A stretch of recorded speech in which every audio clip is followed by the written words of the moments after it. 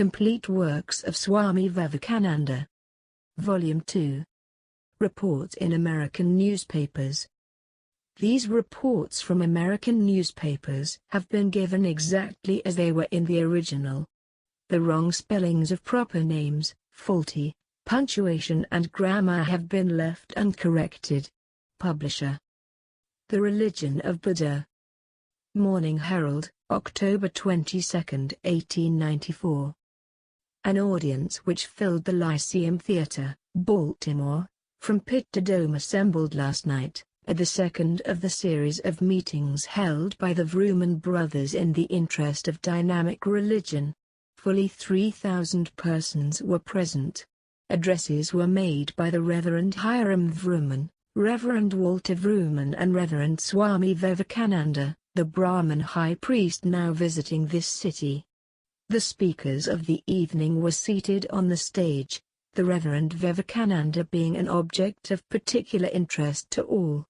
He wore a yellow turban and a red robe tied in at the waist, with a sash of the same color, which added to the oriental cast of his features and invested him with a peculiar interest. His personality seemed to be the feature of the evening. His address was delivered in an easy, unembarrassed manner, his diction being perfect and his accent similar to that of a cultured member of the Latin race, familiar with the English language. He said in part, "The High Priest speaks. Buddha began to found the religion of India 600 years before the birth of Christ. He found the religion of India at that time mainly engaged in eternal discussions upon the nature of the human soul. There was no remedy according to the ideas then prevailing for the cure of religious ills but sacrifices of animals, sacrificial altars and similar methods. In the midst of this system a priest was born who was a member of one of the leading families, who was the founder of Buddhism. His was, in the first place, not the founding of a new religion, but a movement of reformation. He believed in the good of all. His religion, as formulated by him, consisted of the discovery of three things. First, there is an evil. Second, what is the cause of this evil? This he ascribed to the desires of men to be superior to others, an evil that could be cured by unselfishness. Third, this evil is curable by becoming unselfish. Force, he concluded, could not cure it, dirt cannot wash dirt, hate cannot cure hate. This was the basis of his religion. So long as society tries to cure human selfishness by laws and institutions, whose aim is to force others to do good to their neighbors, nothing can be done. The remedy is not to place trick against trick and force against force. The only remedy is in making unselfish men and women. You may enact laws to cure present evils, but they will be of no avail. Buddha found in India too much talking about God and his essence and too little work. He always insisted upon this fundamental truth, that we are to be pure and holy, and that we are to help others to be holy also. He believed that man must go to work and help others, find his soul in others, find his life in others. He believed that in the conjunction of doing good to others is the only good we do ourselves. He believed that there was always in the world too much theory and too little practice. A dozen Buddhas in India at the present time would do good, and one Buddha in this country would also be beneficial. When there is too much doctrine, too much belief in my father's religion, too much rational superstition, a change is needed.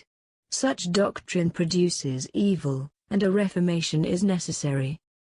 At the conclusion of Mr. Vivekananda's address there was a hearty burst of applause. Baltimore American, October 22, 1894.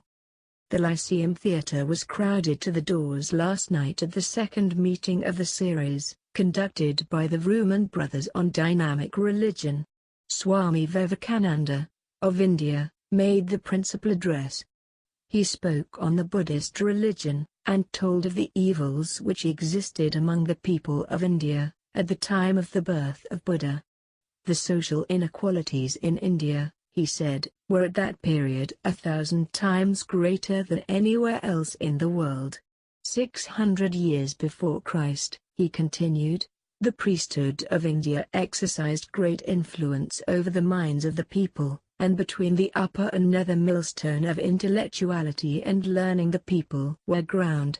Buddhism, which is the religion of more than 2/3 of the human family, was not founded as an entirely new religion, but rather as a reformation which carried off the corruption of the times.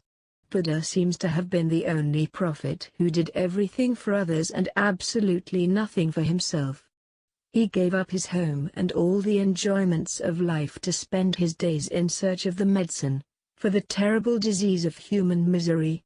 In an age when men and priests were discussing the essence of the deity, he discovered what people had overlooked, that misery existed.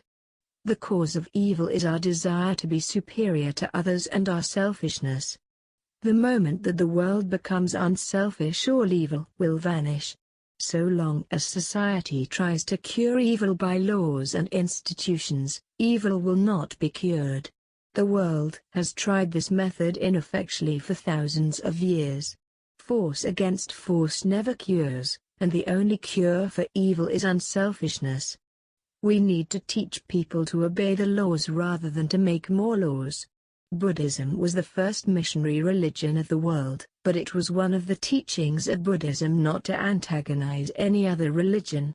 Sects weaken their power for good by making war on each other.